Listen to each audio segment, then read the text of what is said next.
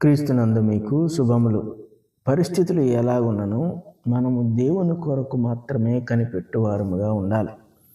ఈ రోజుల్లో రకరకాల పరిస్థితులు మనకి ఏర్పడుతున్నాయి. పరిస్థితి వెంబడి పరిస్థితి వస్తుంది. ఒక పరిస్థితి పరిష్కరింపబడిందని అనుకోగానే ఇంకొక పరిస్థితి మన మీద పడుచున్నది. అయినప్పటికీ ఎలాంటి పరిస్థితుల్లో ఉన్నా, ఏ సందర్భాల్లో అయినా కూడా మన విశ్వాసం ఎప్పుడూ కూడా దేవునిపై ఉన్నప్పుడు దేవుని కొరకు నిరీక్షించే వారముగానే ఉండాలి. ఎవరైతే ఇలాంటి దేవుని యందు నిరీక్షణ కలిగి ఉంటారో, ఎలాంటి పరిస్థితుల్లోనైనా సందర్భాల్లోనైనా వీళ్ళు దేవుని కొరకు ఎదురు చూస్తూ ఉంటారో వీళ్ళే విజయం పొందుతారు. వీళ్ళే జీవితాల్లో పరిష్కారాన్ని సంపాదించుకుంటారు. వీళ్ళే జీవితాల్లో ఆనందాన్ని పొందుతారు.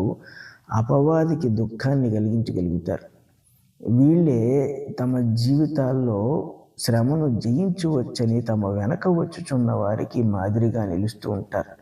అంతేకాదు, దేవునికి నమ్మకంగా జీవిస్తున్నప్పుడు ఎలాంటి పరిస్థితులనైనా మనం ఎదుర్కొని బయటపడగలం అనే ఒక ధైర్యాన్ని, నమ్మకాన్ని తమ వెనక వచ్చే వారికి నేర్పిస్తూ ఉంటారు.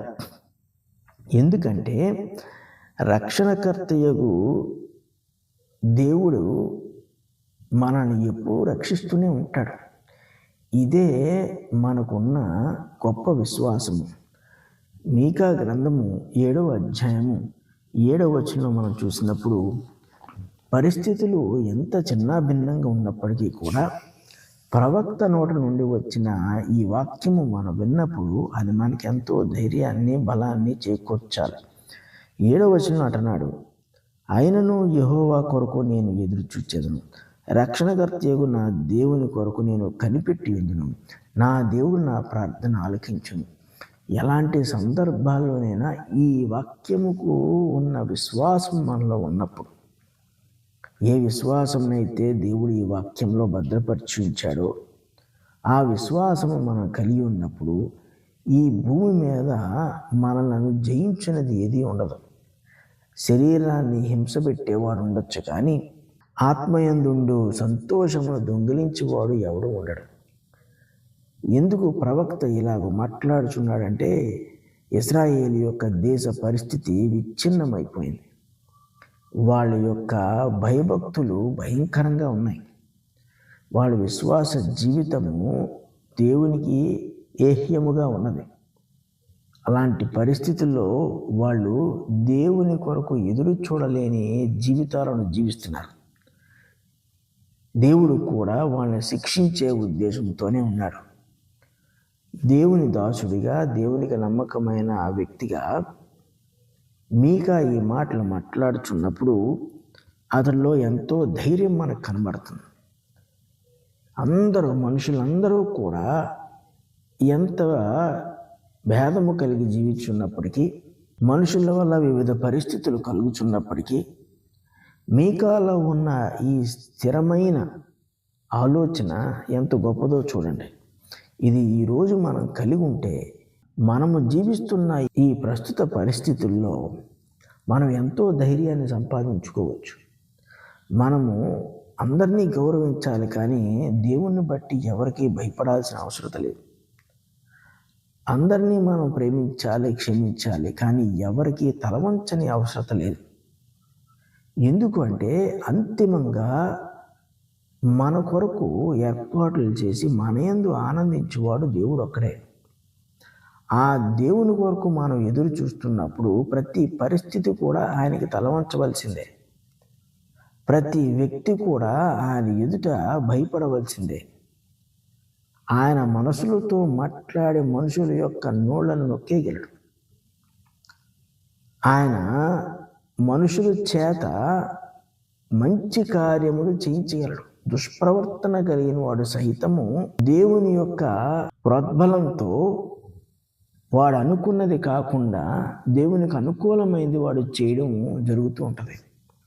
ఎన్నోసార్లు పరిశుద్ధ గ్రంథంలో మనం చూసాం, దేవుడు పరిస్థితులను తన ప్రజల కొరకు మార్చేశాడు.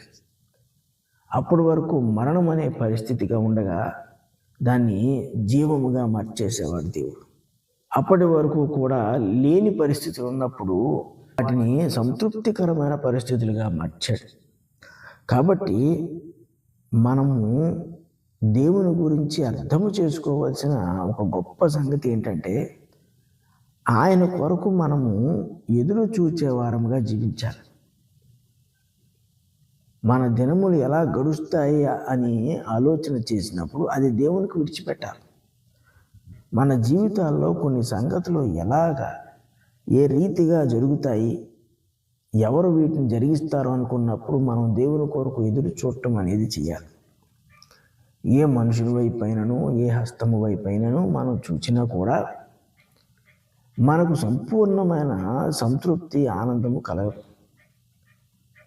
ఈ భూమి మీద మనం ఎటు చూచినా సహాయము కొరకు లభ్యమవ్వచ్చు, కానీ అందులో ఎప్పుడూ కూడా భారం ఉండకుండా ఉండదు. దేవుడు మనకు భారము లేని సహాయాన్ని అనుగ్రహిస్తాడు. ఒత్తిడి లేని సహాయాన్ని ఆయన మనకు దయచేస్తూ ఉంటాడు. తిరిగి మనం చెల్లించవలసిన అవసరం లేని ఆశ్చర్యకార్యమును దేవుడు మన జీవితాల్లో జరిగిస్తూ ఉంటాడు.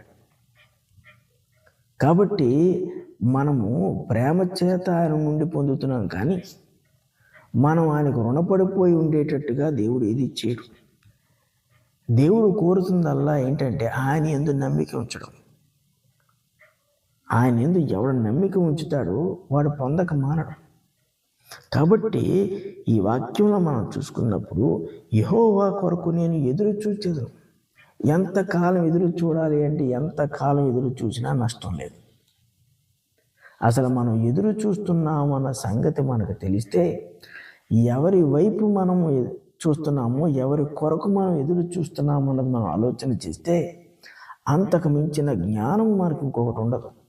ఇటువంటి జ్ఞానముతో మనము జీవిస్తున్నప్పుడు దేవుడు ఖచ్చితంగా మనకు సహాయమును అనుగ్రహిస్తాడు.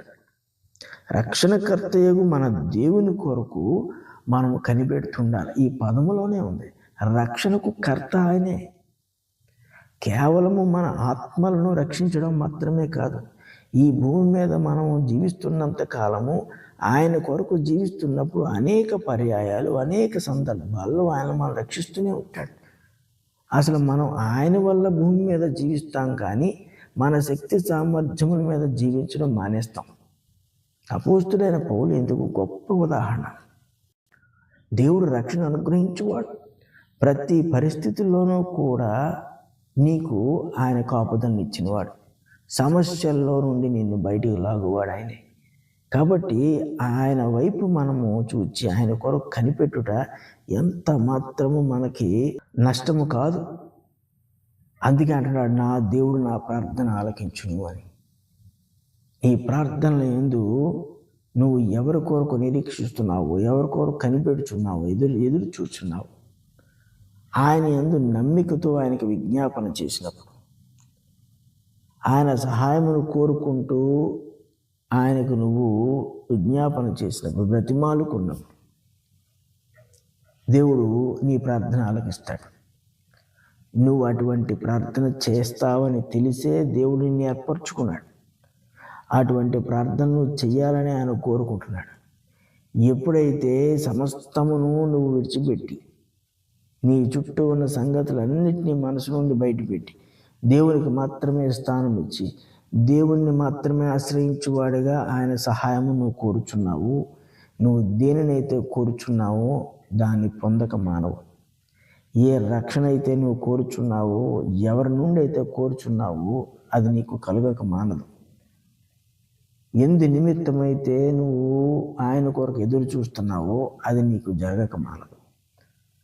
పరిశుద్ధులకు తండ్రి, ప్రేమ కలిగిన దేవా, మీకు స్తుతులు స్తోత్రాలు. ఇంత గొప్ప దీవెనకరమైన వాక్యము మాకు దయచేసి మా పక్షముగా మా కొరకు నువ్వు ఏ రీతిగా ఉండగలవో, ఉండుటకు ఇష్టపడుచున్నావు మాకు తెలియపరిచినందుకు మీకు స్తుతులు స్తోత్రాలు.